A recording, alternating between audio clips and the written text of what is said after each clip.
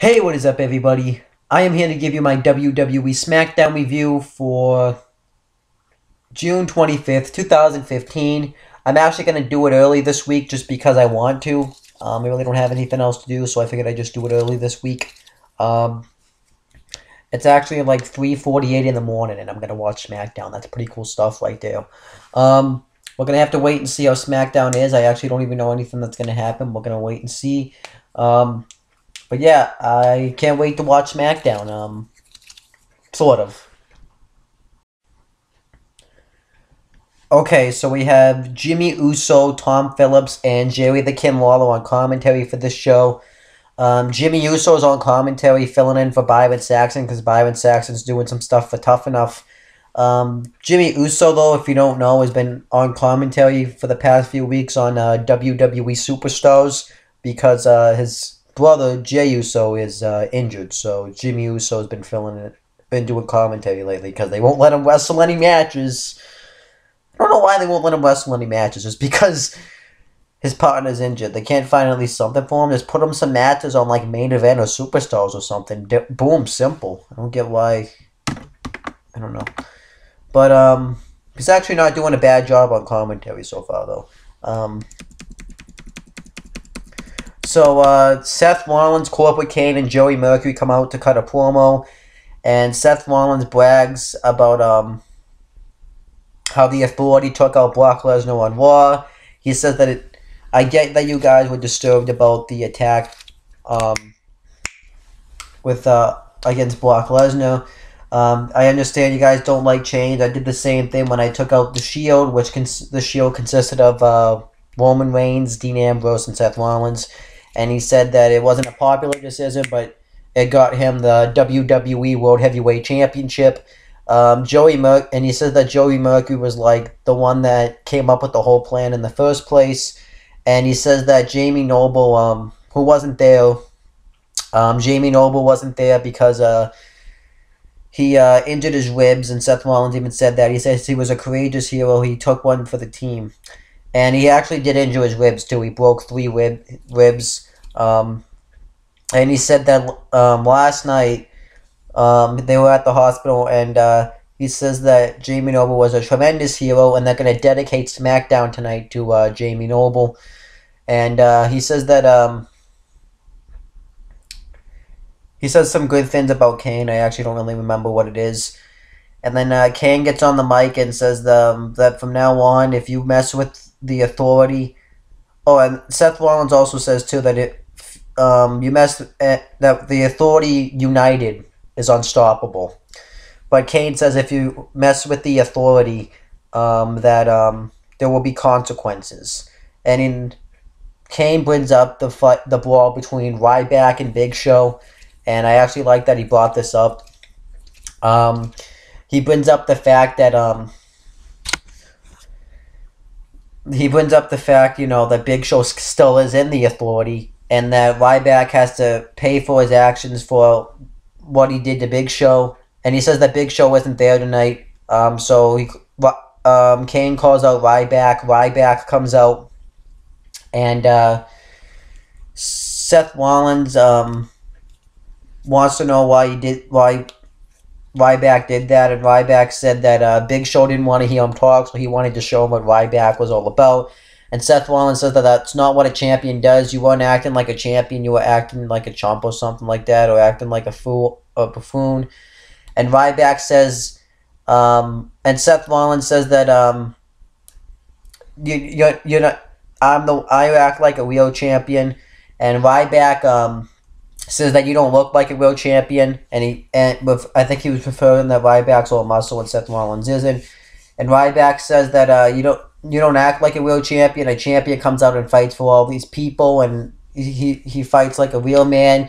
You need to hide behind the Authority to take out Brock Lesnar. And he says that he wish Dean Ambrose had held on to that title when they had fallen down, because right now Dean Ambrose would be the WWE World Heavyweight Champion. And Kane says, well, let's see how much of a champion you are when you're in action tonight against me. So we get that match, Ryback versus Corporate Kane. And then they leave. And then Seth Rollins says, stop. And he says that he didn't just beat Dean Ambrose at Money in the Bank. He annihilated him. And Seth Rollins puts himself in a match against Dean Ambrose. He's going to finish the job. And that was the opening segment. I didn't think the opening segment was that bad. I thought it was pretty good. And then we get Dolph Ziggler with Lana versus Sheamus. Dolph Ziggler beats the crap out of Sheamus. He gets a dropkick, which sends Sheamus outside the ring. And then Rusev comes out and pretty much does the same shit he's been doing for the past month now, I think. When he asked Lana to take him back, and she turns his back on him, and then he yells things, and then he walks off. Then Sheamus attacks him from behind. He throws his flexes him ribs first into the ropes, and then he hits a knee lift, and then Dolph Ziggler makes his comeback. He hits a super kick on Sheamus. Sheamus kicks out. Ziggler gets a sleeper hold on Sheamus. Sheamus gets out of it. And then Dolph Ziggler hits a face buster right off the top rope, and Sheamus kicked out of that. And then Sheamus hits a blow kick while Dolph Ziggler is on the ropes, and covers him and gets the win.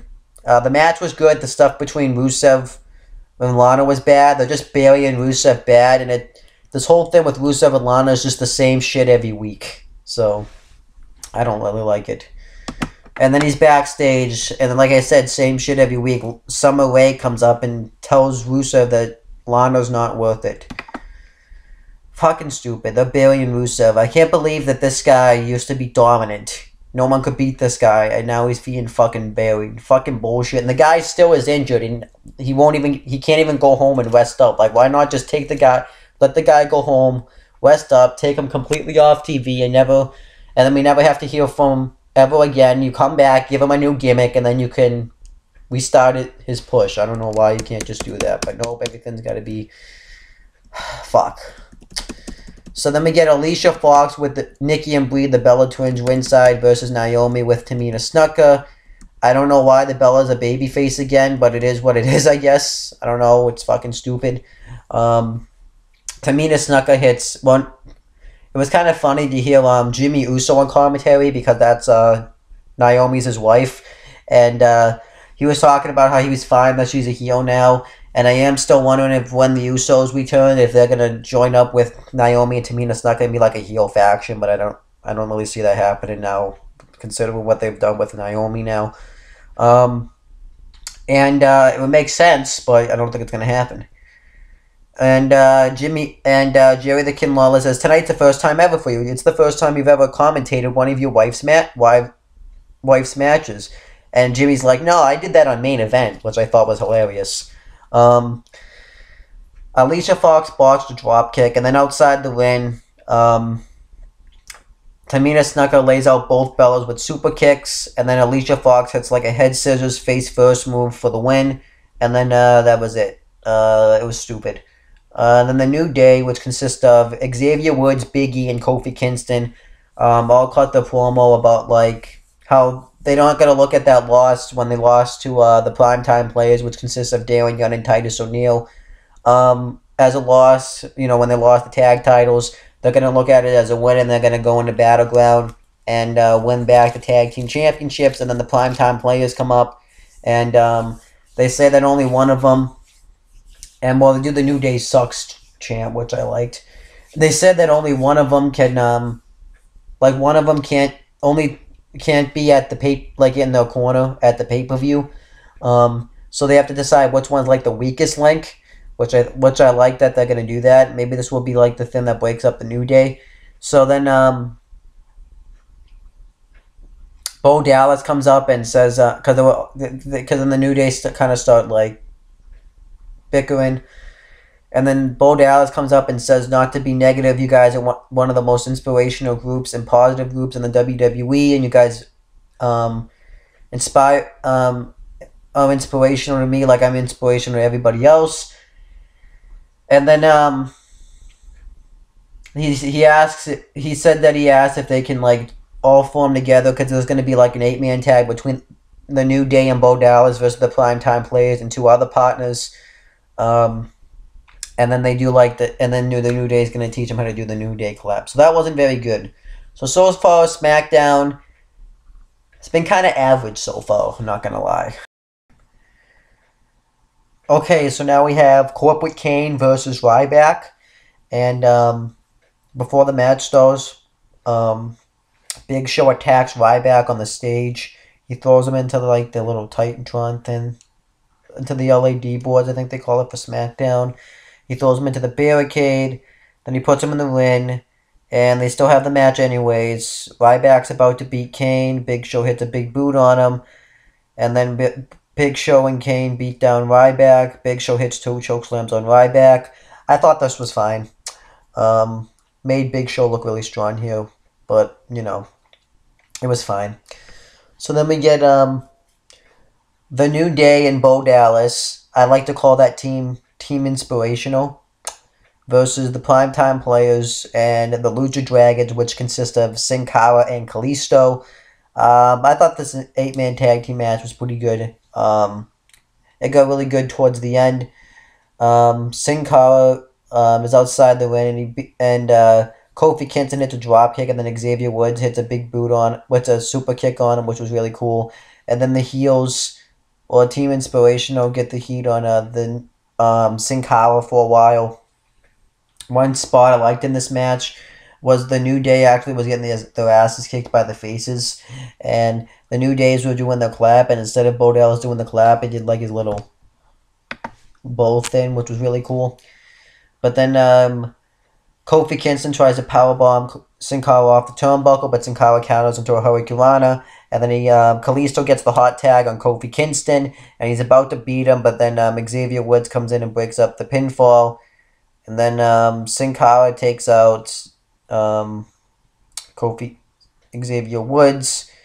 Big E takes out Sin Cara. Big E takes out Darren Young. And Sin Cara, I don't know. And then, Darren Young hit the gutbuster on Xavier Woods. And then Big E took out, Darren Young. And then, Titus O'Neil took out Big E, and then Kofi Kingston took out, whatever. And then Xavier Woods tries to roll up Sin Cara, Kalisto, but he kicks out. And then Kalisto takes out Darren Young with a kick. And then Sin Cara dives on the Kofi, Big E, and Bo Dallas, which was cool. And then Kalisto hits a springboard 450 for the win. I thought this was a good 8-man tag team match. I was happy with this. And he hit the 450 on Xavier Woods too. And then Roman Reigns and Dean Ambrose are backstage. And Dean Ambrose says that Bray Wyatt's getting in his head. And and he talks about how that it's bad enough he messes with me, but he also is messing with my boy. So Dean Ambrose comes up with this idea that we look all over for Bray Wyatt. And if we find him, we beat the crap out of him. And then Roman Reigns says, no, you got to focus on the Authority because they're united and you're not going to be able to beat them. And he says Roman Reigns says he's going to be out there watching Dean Ambrose's back. And then he goes to put like his ring gear on, and he sees like a picture of him of Roman Reigns with his eyes and mouth cut out, and it says anyone but you, which obviously means Bray Wyatt put it there. And he said, and then Roman Reigns walks away and says, enough of this. So Roman Reigns is backstage again, and he's looking for Bray Wyatt. And he asks, like, a guy that works there where he is, and the guy says he doesn't know, and Roman Reigns says, take off your headset when I'm and tell me where he is. And Kane catches him and says that you shouldn't be doing this to the employees, and he says, now that the Authority's united again, I want to make sure this is a safe working environment. So he has security escort Roman Reigns out of the building, and yeah, that was about it. I thought this was fine. And then we get Dean Ambrose versus Seth Rollins with Corporate Kane and Joey Mercury ringside. This was the main event. I forgot to mention that. And this match was pretty good. Dean Ambrose dominates for a while, and then Rollins works on the injured knee of Ambrose. And then Ambrose starts taking out Rollins. He hits a tornado DDT on him, which was really cool. And then he hits... And then Rollins hits a neck breaker on Rollins. Hits a 6 roll up on him. Then Rollins hits a 6 super kick on Ambrose. Ambrose kicks out of that. Then Kane tries to interfere. Ambrose hits a suicide dive on Kane. And Ambrose hits a elbow off the top on Rollins. And he has him beat, but the referee's distracted by Joey Mercury. And then Rollins tries to roll up Ambrose. Ambrose kicks out. Ambrose throws Rollins and Joey Mercury. And then Ambrose tries to roll him up for the win, but he kicks out. And then Ambrose goes off the top on the outside and hits an elbow drop on everybody. And then Ambrose is about to put away Rollins for the victory, but then Joey Mercury runs in and distracts the ref, and Rollins hits a pedigree on Ambrose for the win, and that was the end of the show. And overall, I thought SmackDown was a pretty decent show this week. I liked the Dolph Ziggler-Sheamus match, the 8-man tag team match, the Big Show beating down Ryback was fine. The opening promo with Rollins, Kane, and Joey Mercury and Ryback and stuff was pretty good. And the main event between Ambrose and Rollins was really good. They always tear it up. So overall, I thought SmackDown, and the stuff with Roman Reigns was pretty good. So overall, I thought SmackDown was a pretty good show this week.